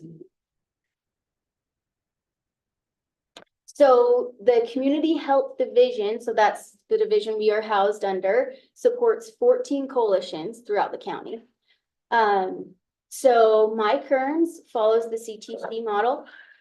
Central Ninth follows the CTC model. Healthy Mill Creek and Healthy Bluffdale are participating in the Salt Lake County Coalitions Light Pilot Program. Murray is one of our newest up and coming coalitions. They had a CTC coalition prior to COVID and they disbanded due to COVID, I think. And so we are just trying to build up momentum. They have their first meeting in January and they're hoping to go the CTC route. Magna is also a CTC, following the CTC model, as well as South Salt Lake, and Midvale's our newest CTC coalition. They just hired a full-time coordinator. So a lot of great work happening across the county. So what are the benefits of a coalition? So in regards to savings, for every dollar invested into CTC, there's an ROI of $11 in terms of preventing costs of delinquency, crime, violence, treatment programs, etc. in your community. In regards to community organization and mobilization, it boosts stakeholder investment and buy-in. It enhances legitimacy of existing wellness groups, which is always good. It provides resource connections and amplifies community voice and empowerment. I think that's the most important piece, is having residents on your coalition because they know the issues, they're living it every day. And so it really amplifies their voice. In regards to long-term impact, it heightens effectiveness. The local data-driven piece tailors to individual community needs. Like I said, Cottonwood Heights is very unique compared to all the different cities, so we want to tailor it specific to Cottonwood Heights. It addresses the root cause of issues rather than just masking it with a Band-Aid approach. And it has a huge impact on behavior change. So in CTC communities specifically, so CTC, communities that care, communities, the youth are 49% less likely to initiate drug use. There is a 25% reduction in delinquent behavior. Youth are 18% less likely to initiate antisocial behavior. Antisocial behavior means they're not that they're sitting at home alone doing nothing. It means they are committing crimes or being violent or using substances. And then there is an 11% lower lifetime incidence of violence. So a lot of good stats. So we just want to end with this quote, never doubt that a small group of thoughtful, committed citizens can change the world. Indeed, it's the only thing that happens. So questions? Yeah, do you guys have any questions? Well, great. So Cottonwood Heights funds DARE. And I don't know how DARE plays into your model. I know we just finished our yearly program with our elementary schools. I just did the last DARE graduation this morning, and it amazes me how many of these kids, they all write essays and they come up with and they really buy into what the DARE program teaches. So I love, obviously drug-free community. I don't know if DARE plays into what you all do, but it's an important piece for what we've done so far. Yeah, it's part of like prevention programming. It's not evidence-based, and so it's kind of one of the things we threw into the air, hoping it would work. And so, I mean, it still works. It's still a prevention effort. So yeah, it does. It goes hand in hand with that. That's kind of something that you would work into the coalition and the programming. So how do you think we are doing? As far as, How are we doing when it comes to these goals? I do feel strongly that I think people feeling connected and social capital and that fabric of a community is super important. And making sure that people feel like they belong somewhere is Mhm. incredibly important. Mhm. There's a lot of behavior that you can avoid if people feel loved and Exactly. connected and appreciated. So we're not a CTC city, right? But they would like us to become a Well, CTC city. We're just here to present. They're not the sales team, clearly. yeah, They said, well, you don't have to go the CTC Yeah. route, which is, We're, any coalition is beneficial. yeah, we were connected, cause, it was Get Healthy Utah connected us to Cottonwood Heights as there was, interest. And, Get Healthy Utah is aware of the wide variety of work that we do in cities. And so we wanted to come tonight, just presenting, we are a resource. If this is something that Cottonwood Heights would like to do, you have a team at the health department, It's my sole job. to, help initiate this. So would a city of our size, I mean, you mentioned, one of the cities brought on a staff member to work full-time. So if we looked at what the out-of-pocket expenses, so to speak, are for us to really, do either the CTC light or the, go for the whole longer term program, if I'm understanding the distinction between the two. Would we anticipate that we would need to budget? Or do some cities use volunteers from the residents to lessen the burden financially on the city? So every city is different. Some use staff, some use volunteers. And sometimes they use staff just to kind of get it up and running. And we do have an RFA coming out in January. The hope and the goal would be to get you guys, find you some funding. If that's the route you want to take of like a CTC, but you can start anywhere. You can start with just building a coalition. I would say most of the coalitions that I support, I mean, there's 14 on that list. They're mostly comprised of volunteers. So From the community. for instance, I know I served on it at Butler Middle School when my sons attended Butler Middle School. There's a community council made up of parents. So since the schools within Cottonwood Heights have these community councils, if we found that there were people in leadership there who said, man, I want it for, Yes.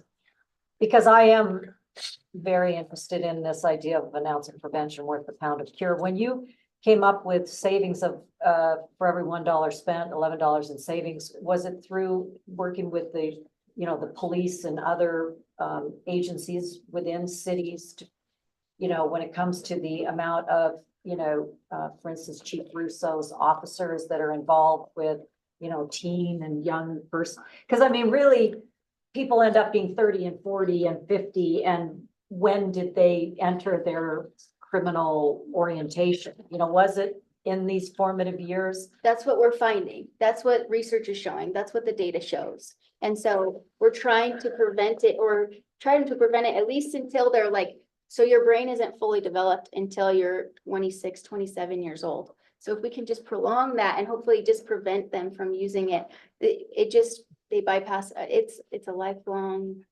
issue that they have to deal with when they start young. And we're finding data shows that people are starting young who are coming to you and having issues with your office. I mean, I'd like to know what Chief Russo's thoughts are on this, because I know you brought up the use of various harmful substances is entering into our problems on our roadways. And I'd like to hear your thoughts on this program. It's a big issue because, yesterday we arrested some Hondurans who just made their 4th visit to the United States and we arrested them with fentanyl, sent them back, and they promised me they'd see me by Christmas, and I bet they're gonna be right. But their approach is exactly right, because by the time they get to that point, I sit on the drug court committee, you don't know that, but I also work in CJAC and Smith, and I spent 13 years in DEA, I know a lot about this. Yeah. If you're not reaching them at this level with the kids, DARE does work. It's hard to quantify, which is what she was telling you. How do you measure the negative? And that's true, but I believe it works. But it's a holistic approach. You have to reach out to the families, Yeah, schools, yep, religious organizations. Everybody has to contribute if you want it takes a village, to. Absolutely. So yeah. I think you're on the right track. By the time they get to us or drug court, I'm not a fan of the current drug court model Yeah. because it's failing and it's not funded. The treatment in it's not funded. But we do have peer court that we participate in with the schools. I think that's very effective. And we do have officers in all the schools. I think if you want to put money somewhere and help them, if she wants to get me a grant, I will put an officer in every one of the elementary schools and we'll start there and that'll be very productive. So. Well, and they were finding on the, oh, sorry. No, You have another thought? no, she was offering money and I just, she threw me a softball, that's what I do, and I had a swing, so. So the recent SHARP survey data, it was just released. And we are finding like those 6th graders at the 6th grade level, those are the ones that they're really struggling. And so I feel like those are the really formative struggling years, is like those middle school years. And maybe it is because we switched from like 6th grade used to be in elementary and now it's in middle school and they're having a hard time adjusting and they're just getting thrown into the fire. And it's just a whole different world for them. And so it's early prevention is crucial. Of course, I'm dating myself, but my boys went through middle and high school a long time ago, few decades ago. And I remember at that time there was a 3 strikes, kind of a 3 strikes you're out, at least at Brighton High School. And so the 3rd infraction comes along for either, truancy, especially if it's related to any kind of drug use. And then they're out of Brighton High School. Mm-hmm. So I don't know statistically how Canyon School District, maybe our Councilman Newell or others that are a little tighter in that, or maybe the mayor or Councilman Bracken. I mean, everybody cares very deeply and is probably more knowledgeable than I am on this particular subject. But I think it's, if children are expelled, if youth are expelled, I don't know if they show up really as a statistic that, wow, this person was expelled as a sophomore, junior, or senior, for instance, at Brighton High School.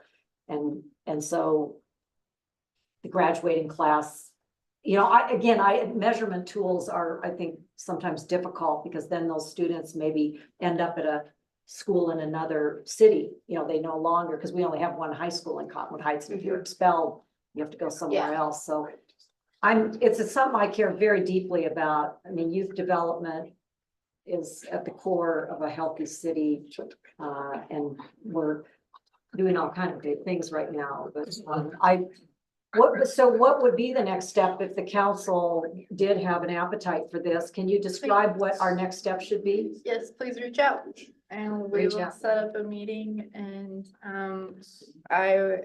what we can do is we can describe to you and go through like, here's all the different coalitions, here's all the frameworks that they're doing. We would set up a meeting with you and kind of go through how we can get the coalition set up for success and the city set up for success. It would be really interesting too to see like the cone level data, the SHARP data in the high school to answer some of the questions that you guys were throwing out, because we don't really know until we look at the data. But like you mentioned, the expelling kids, really we're trying to avoid that. We're trying to prevent that because we are trying to create this community, this social development strategy. We're trying to bond these youth for the community so that they'll feel like they have a place in the community. They'll feel at home here, they won't want to commit crime and do these things because they know that teacher at Bryan High School is watching them, or, you know, that, yeah, so there's lots of areas of opportunity for sure. It's very exciting. I'm just very passionate about this work too. Well, I So really appreciate the work that you both do. This is amazing. So Whitney and Judith, great, thank you for coming. I'm gonna pass along to Dr. Dunn, great high remarks, hopefully, so. thank you. Anyway, we know we appreciated you coming and we'll talk about this more in the council. Great. Thank you so Thank much for you. having us. Thank you. Thank you. Okay, we're gonna move on to our staff reports, and item 3A is a form-based code discussion. So we're fortunate, our Community and Economic Development Director, Mike Johnson, is gonna lead this. We also have Mark Morris here. Hi, Mark. Hello. How are you? So Mark and his team have been working with Mike to help us formulate a code.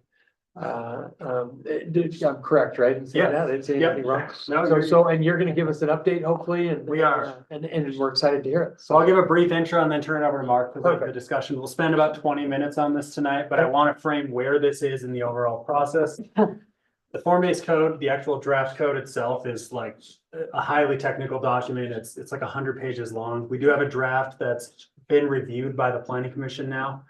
The plan is that after tonight's meeting, we'll create a city webpage that publishes all these draft materials and begin the actual public input process. So just to frame this is all kind of just back-end code development, conversations with the planning commission in public meetings, in work sessions, getting ready for full public engagement, which will include public hearings with the planning commission and eventually with the city council, but also a public open house. We're shooting for sometime in like February for that. And then meeting with affected businesses and property owners in the form-based code area. So this is just to say there's a lot of input still to go on this, but we've developed a draft code and a framework. And the goal tonight is just to report back to the council on where we've been, what we've been talking about with the planning commission over the last 3 or 4 meetings. And kind of share, we've created these kind of summary sheets that are a little more digestible than giving everyone a huge packet of technical code and saying, hey, read this and let me know what your thoughts are. So with that kind of teed up that way, the conversation will be general, kind of update based in nature, but there will be a lot of technical discussion as we move into the new year. I'll turn it over to Mark. Okay, do you want me to? Yeah, right. That should, Thank you. actually with that. May I just ask, was this an attachment within our meetings package? Just wasn't. This just was received. And like I said, this will be distributed and put on the city website right after tonight's meeting. Great, thank you, Mike. So as Mike mentioned, what we have put together that we'll look at, this is really, the first part is frequently asked questions that are more public facing. When members of the public start talking about regulation, code, all of those things, it's very easy to just kind of let your eyes glaze over because it gets really technical. What we've tried to do is put together a few pages of information, just kind of high level, what is the form-based code and why is it something that the city is considering? So on the right, you'll see we've highlighted a form-based code allows for a variety of uses. So any given parcel has many options. So not something typical with a conventional land use code. The focus is on the new building location on the property. So it's more about where the building is located on the site. A focus on building form and brings main entrances to face the street. So a more traditional development pattern. More options of use for property owners who want to develop. So first discussion now is all about use. That really comes later after some of these other questions have been answered. And then again, to reiterate, existing uses and businesses are unchanged. This code is really only implemented over time incrementally as property owners want to redevelop their property. The areas that the code is applied to are these 3 nodes that we've been discussing for the last several months. The form-based code typically in a city like yours is only applied to areas of change, so commercial areas. None of the single-family neighborhoods of the city are going to be impacted by this. It's really commercial redevelopment that we're planning for. If I could stop just to clarify one thing, you'll see there's a town center node. Obviously, the idea is for the form-based code to apply to the specific Town Center Hillside Plaza redevelopment project. Although that's a little different because that's a city project, we have full control of. But you can see the Town Center node itself is not just Hillside Plaza. So the idea is that whatever ends up going at Hillside Plaza, a similar development pattern in terms of form and buildings would be possible in the greater intersection area, not just at Hillside Plaza. Wait, this is really foundational. I want to make sure I'm following this. So form-based code, from what I'm saying, is to agree that in certain places, we want certain things. So am I to understand that, for instance, the orange, which is called the Fort Union Bowl, the FUB, there's 1, 2, 3, 4, 5 different places that would have a different form-based code descriptions or mandates or whatever. So if we're trying to create a Main Street feeling along Fort Union Boulevard, am I following this to understand that the orange, light green, and pale blue, powder blue have kind of a Main Street feeling, and the robin egg blue is a different form-based code that would have a much bigger, heavier commercial hide, you know? Yeah. Is that and maybe You're- for the benefit of everybody who's, Sure, yeah, you're absolutely on the right track. Really, each one of these we call a form district. So that's the closest parallel to a zone that you would have. And really it's all about context. And so when you're calibrating a form-based code to a community, it's understanding the context, like you picked up the blue, that blue area, the Union Park Center area, that's a different scale. There are different forms that would be appropriate there that would not be appropriate in, the town center. so is this like Montview Park? It is. There's a That- The school. orange is No, Montview. that's Bella Vista right there. That- Oh, this is Bella Vista. Yep. Oh, yeah, that's right. That's what Montview would be over here. Yeah, a little further, yeah. Okay, thank you. Yes. That's Okay. where, And Are all the orange areas the same code or are they further individualized? so everything in the orange form district is gonna have the same requirements, the same height limitations, the same district application. The green area is that residential transition zone is, for the most part, kind of acts as a buffer to surrounding neighborhoods. Each one of those have different requirements as far as height and use and all of those pieces. But as Mike pointed out, in the town center area, we've got what we'll call capital T Town Center in that purple area. All of the parcels around it, regardless of the owner, will contribute to that walkable Main Street character that we're after. But regulated in a context sensitive way. Does that clarify enough to? Yeah, it does. I guess I've seen issues specifically with the oranges, that those are some significantly different type areas that probably could use different treatments. Sure. And like Mike mentioned, we are going through this with the planning commission to get into the kind of technicalities and all of that. Again, the intent is to establish a context for these nodes that we're talking, this is a 20-25 year time horizon as new development comes along that it would regulate. So in the orange areas, like I believe that the apartment complexes that Ivory Homes is building or Yep. building, maybe, I don't know, That's- Councilman Holton or Mike Johnson. That's that green property there. So, it's the green property here. So it's the idea maybe of real walkability in these orange areas. You Would do that- have those, to clarify, the town center is not the only district that has those walkable principles. That's everywhere. It's just, the town center is unique in addition to what the form-based code is generally trying to accomplish, which is a better built environment. Walkability, access to all means of transportation. The town center is even a little different because we've identified that as this kind of, downtown gathering area.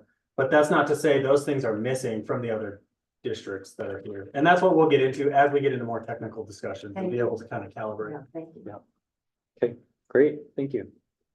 Other questions, why is the city using a form-based code? As we've talked in previous discussions with this body, the intent is to create a code that supports the community goals that have been established recently, especially in your general plan update. And those are the concepts of we want more walkable nodes that are based on, really focused on the community.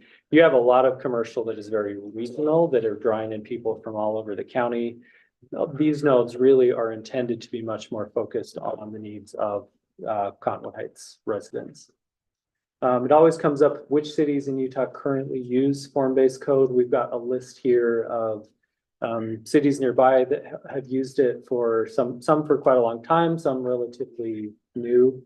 But it's something that a lot of cities are turning to in order, again, to implement community goals. Before you get too far out, can you tell me what the residential transition looked like compared to the other?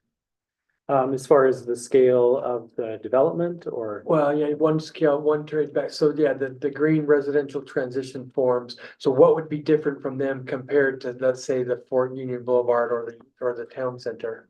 So the biggest difference I would say is the height limitations. The height limitations in that residential transition zone are really focused on more residential types of development. So we're talking, townhomes that are, no taller than 30 feet. With most of form-based code parameters, it is a range where there's a minimum and a maximum. So what we're trying to do is to establish, okay, there's certain areas where we need to concentrate development in order to get to that walkability.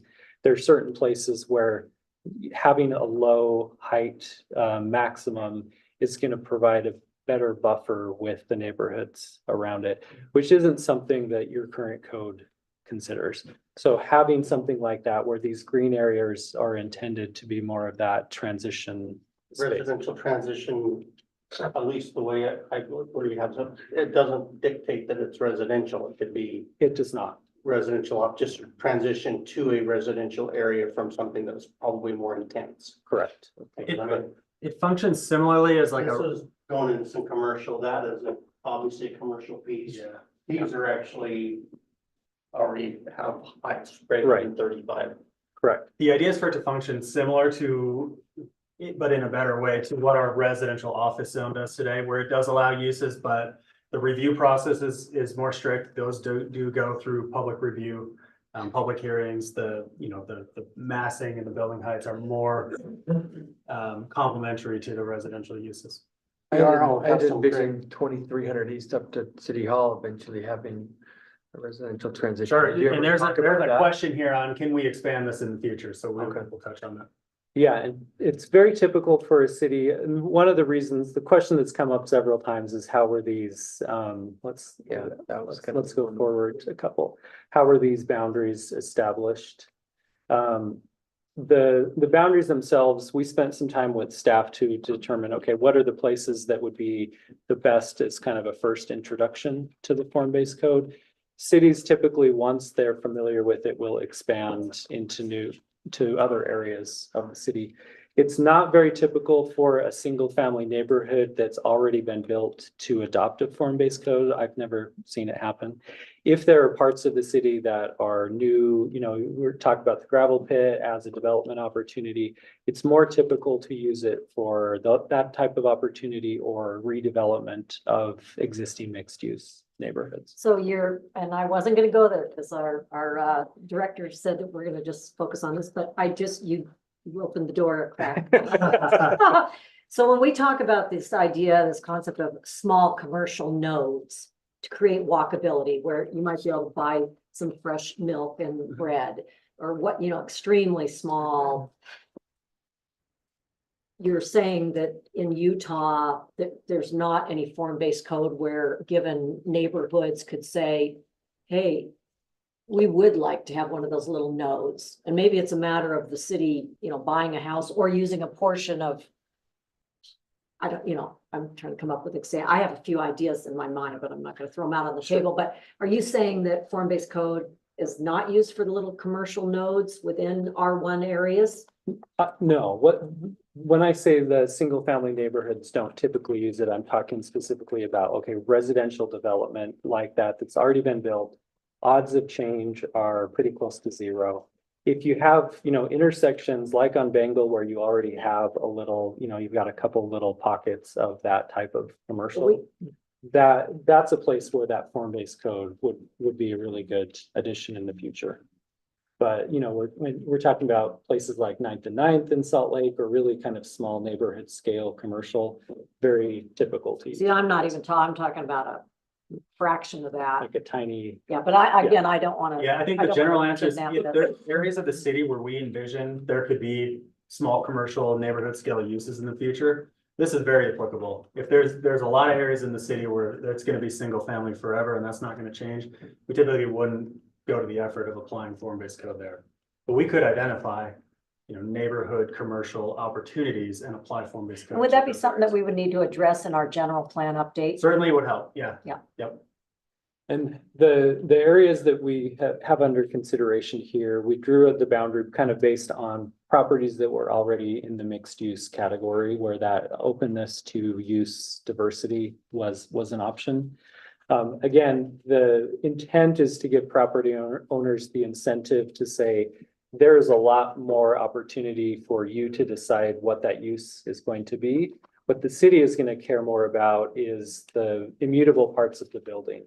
You look at places that kind of have consistently been reused, the uses of buildings come and go, but the building itself, we want to make sure that building is reusable, that it's not like, okay, this building is so specific to this use, it has to be torn down in order to have the site change.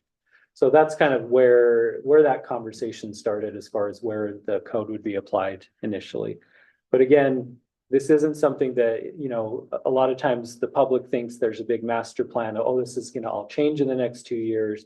That is not at all the case. It's okay, we're changing the parameters of development. So when a property owner comes along and says, I really would like to redevelop this parcel, we have this new approach, again, in order to accomplish those community goals. Process is something that we've talked about really from the beginning of the code development. One of the things that we've developed are a couple items that are intended to make that process a little bit more understandable and a little bit more user-friendly. The first, we've got a prototype, which is we've chosen a specific parcel in one of these areas just to show what that conversation would look like. What are the things in that prototype that would be asked? Where is it that the building can be placed on the parcel? Those types of questions are done very graphically in that prototype document. So again, this is learning a new language. If you're a property owner and you come in to meet with Mike and his team, going through that prototype together to kind of understand, okay, these are the things that we're asking. The second is we've got some screenshots at the bottom there of the worksheet. The worksheet is really intended to go through each one of those parameters and make it very simple for an applicant to know exactly what it is the city is going to be looking at to review. We worked with Mill Creek City, who has had a form-based code in their town center area now for a couple of years. They have a similar approach with their worksheet, which they said has made all the difference in the ease of that process, that it's very clear. There's no surprises. There's no just, okay, here's a link to our code and good luck. It's very much like, okay, here is what that process looks like. So staff knows what to ask for. If someone comes in and is asking for a special exception, you know exactly what it is that process looks like. Okay, how are we doing on time, Mike? Let's maybe go A couple more minutes. yeah, let's go through like the additional questions and then. Okay. One of the questions that has come up with the Planning Commission as part of the form-based code, one of the items is to incentivize kind of adherence to the code. And so we've established that there's a certain percentage of properties that would be subject to an administrative approval. So basically a fast track to approval if they adhere to all of the form-based code requirements. So in the current draft, we have applied to about 12% of the total area. Those parcels would qualify if they are under 1 acre in size. The structure is gonna be below 20,000 square feet and located in any zone other than those residential transition zones. So basically, those parcels could potentially qualify for that administrative approval. If they meet all of the requirements of the form-based code, they can get that approval just by the planning staff. Again, kind of a reward for, okay, you've adhered to our requirements. That is a faster process than going through planning commission, city council, all of those steps. The intention of that is really to free up time, that really the larger parcels, those are going to have a much larger impact on the community. That's where planning commission, city council, general public, all of that attention should really be more focused on that. These small 1 acre developments, those again, if they meet all of these requirements, get kind of a little bit faster approach. So again, that's in the current draft. We've been working with the planning commission to kind of make sure those are the right thresholds. But again, about 12% of the total area of these parcels will qualify for that. We'll skip through a couple of these. We'll send this so that you can read through at your leisure. The public, again, will be involved in anything that's coming before the planning commission, city council in the future. Other areas of the city hopefully will expand to adopt a similar form-based code. When that happens, you go through a similar process of calibration to understand the context, understand kind of maximum heights, those types of questions. And then here at the end, building height is always going to be a conversation, always going to be a concern. Each of these categories, each of these form districts has a maximum and a minimum height for development. That height is regulated in a couple of ways. One, the overall number of stories is defined. And then we have a minimum and a maximum for floor heights. So how tall each one of those floors can be. And we give special attention to the ground floor. We want the ground floor buildings to be endlessly reusable. So regardless of the use that is established at the first year of that building, we don't want to have that building, that floor height on the ground floor set so low that like a commercial use couldn't come in or something else couldn't come in to use that space. So in the current draft, we have each one of those districts. We have, again, the number of minimum and maximum height in story, and then each one of those has a range of heights for those uses. So that was all of our update tonight. Any questions before we wrap up? So you know, it's interesting. I've spent a lot of time learning more about form-based code, and part of it's been from some of my travels and from both jobs and workplaces I've visited, and looking at how towns and cities have created some really cool places. And you know, form-based code to me makes a lot of sense, a lot more sense than it did before, especially if we can protect neighborhoods. That's the disclaimer for me. As long as we protect, you know, we're not going to, you know, let people do whatever they want in the middle of a residential neighborhood. But starting here, I think it has, I think it's time, and I think we can probably, you know, help forecast and shape, you know, some cool redevelopment. So anyway, I'm excited. I don't know. I'm glad that you are doing this hard work, and I think it can be really beneficial. Does this get implemented as actually a zone change? It would, and our goal is to meet with the property owners in these areas, and as part of this process, if they are saying, yeah, I love this, I want to do this now, you know, we could look at a legislative rezone as part of the code adoption process. And for those that say, hey, good option to have, you know, I'll think about it for the future, then we leave them alone. But the idea is to do some focused public engagement on the affected properties, educate them on it, and see if it's something they're interested in. The properties you have here echoed the PDD zone Very similar. closely. Yep. Well, and I'd also like to comment that I'm very pleased that form-based code has come along in the 2 years that I've been serving. Yeah. I've been a real fan of this for about 3 years, and so seeing all the hard work, as the mayor said, is really gratifying to see it taken. And I think it will protect residents. That's what I'm interested in. The existing residents. And if there are developments, it needs to be acceptable to and so that's why these transition zones and planning that out, it's. And honestly, in learning about this, in terms of getting the form right, that's critical. That achieves the city vision, but it provides a lot of flexibility for the property owners in these areas as well, because we're not so restrictive on, hey, you can have a convenience store, but you can't have a haircutting salon here because our use table doesn't have that. It's a lot more open, focused on the buildings themselves, which is what has the most impact on the community. Then obviously the private market will drive what uses make sense in these areas, but if the buildings look good, they feel good, the interaction around them is right, that's gonna just kind of pave the way for everything else to be successful. It would have to have a significant enticements, because this way you're kind of going forward with this is what's okay, which it could be a boon. It could also be seen as a restriction. I could certainly see property owner preferring to go with a PDD type thing where it's like, let's go and get something specific more that I want, because it doesn't fit within the form base. Sure. So, it's certainly not a panacea. I mean, there's certainly the residential office was designed as a transition zone. That zone in itself probably could use some updates and change, because it didn't quite meet the concept of, I think, of what we originally had planned. But the plan development district code was also supposed to address a lot of these same issues.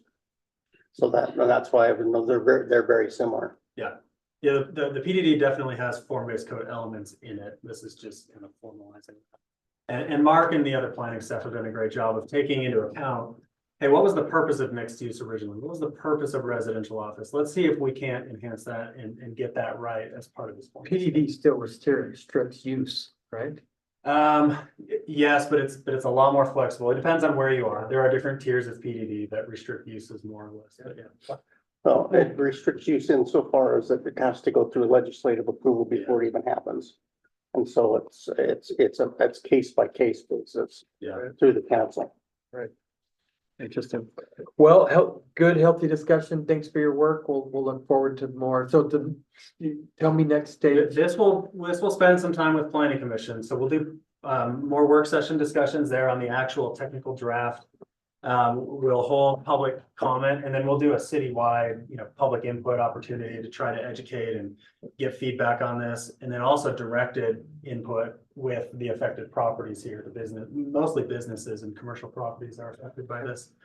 And then at some point, once the planning commission reviews the draft, holds public hearings and makes a recommendation, it'll come back to council. Okay. As a legislative action. Okay, one more that's really crucial to the way things have been done. Once you set the form-based code in place, does all of that become permitted use? Or are there traditional uses in form-based codes? There are elements that require specific approval. I'll word it that way. There are certain things, certain triggers that. How does Ludma look at it? Yeah, that's a good question. We'll be ready to address that. I'm not ready right now. I'm saying that more the risk, because that's a huge elephant in the whole process. Because if it's permitted, that's a blanket approval. If there's a conditional use type process, that's a mostly permitted type of a thing. And it may not come out I know I've been surprised many times to rezone something and, oh, look what someone else decided how they were going to interpret it. I would say generally there's a lot of permitted uses and some conditional elements that if it rises to a certain occasion or a certain extent, then it requires that conditional approval. It's that where we run into some troubles and issues in the past. So, well, 35 feet is permitted everywhere. Well, who's decided that? Well, that's been, those types of things. Yeah. So Perfect. Thank you. Thanks, Mark. Thanks, Mike. Yeah. Thanks for your time. Okay, Mike, don't go anywhere. The item B is the Denmark Drive property surplus. You got 30 seconds. Yes, Steve. Right, Thanks, Mark. Appreciate it. Yeah, let me get my PDF open. I don't need much more than that. You'll remember we talked about this back in July. Yeah. And let me share my screen. And we finally got the appraisal back on this. So as we proceed, I just wanted you to be aware of where that's at. Wrong document.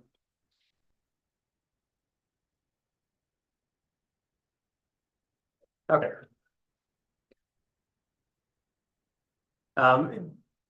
Should switch here. Okay, just as a reminder, this is over in the Watson Hollow subdivision on Denmark Drive. It's in that new Ivory development there.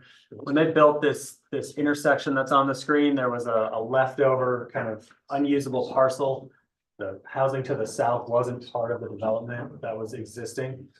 So this little corner, 3,000 square foot parcel was just deeded to the city as part of that planning process. It's not, it doesn't serve any purpose. It's not for drainage or water retention or anything like that. It's just a parcel. We were approached by an adjacent property owner on this a number of months ago on, hey, is the city willing to sell that so we can add it to our land? We brought this to the council. We kind of explained all this. There's no real public purpose. We don't really need it as a city parcel. So we proceeded with an appraisal through a contracted appraiser. That came back in November just recently, and the appraised value for that 3,000 square foot triangle was $30,000.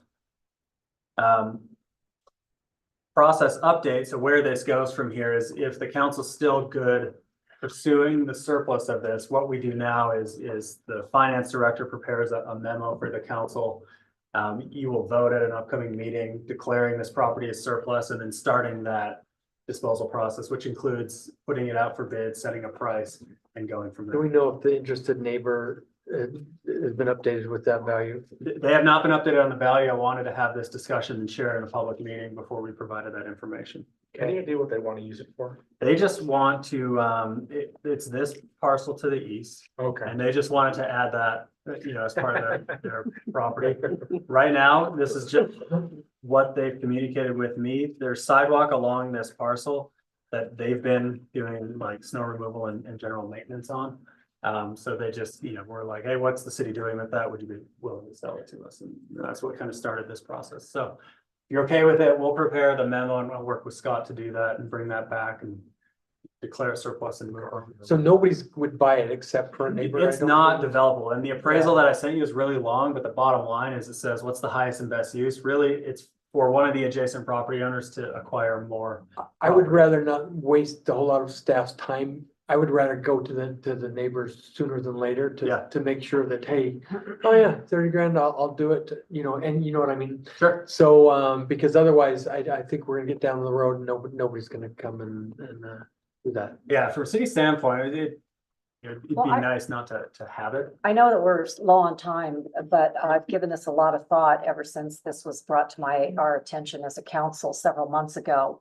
At the same time that was being brought to my attention, it was also being brought to my attention by residents who are in both Districts 4 and District 2 with the concern over the Creek Road challenges. And so I see this windfall, this unexpected, certainly this is not part of any budget.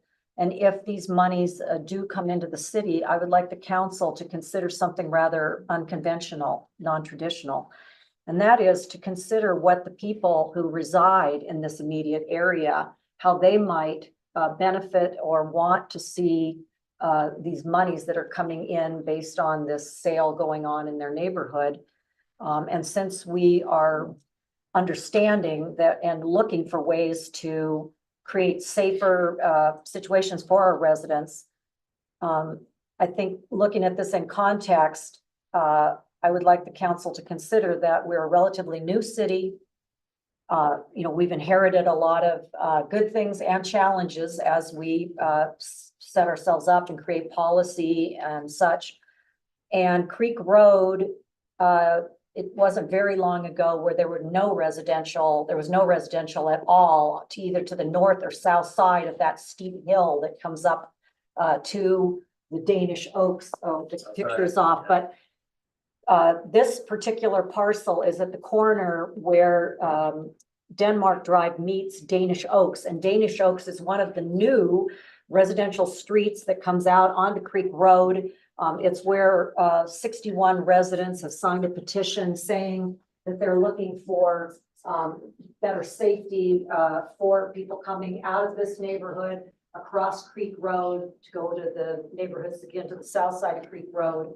There's also a LDS Ward House on that north side of Creek Road, that has a large park area. So there's a lot of children now that are wanting to go across that area. And so I'd like council to consider that again, with these 30,000, this 30,000 potential dollars, instead of bringing it into the general fund, to consider again, the needs of that area and consider earmarking these monies to creating better safety in that immediate neighborhood. Thank you, Councilmember Burrow. So let's find out if we have a willing buyer before we do spend a whole lot more work. I think it has to go into the general fund, that what you're talking about is a matter of budget. That's a retreat / budget discussion. Perfect. So we are gonna move item C to our next meeting. Due to, we are now, anyway, okay, so we're gonna move item C on our staff reports, which is, we were gonna talk about parking recreation vehicles on streets. We only have one review District of. one's always been about this. It's been 12 to 15 years, but all the brouhaha we Keeping have. tradition alive, my friend. It's Rite of all on there, passage, that's but what I was more power to you. So for review of calendars and upcoming events, City Hall will be closed for Christmas Day, December 25th, and New Year's Day, January 1st. So we do have an item to discuss in a closed meeting concerning professional competence. And so I will entertain a motion to adjourn. Well, adjourn our work session and enter into a closed session. Motion to adjourn. I'll second.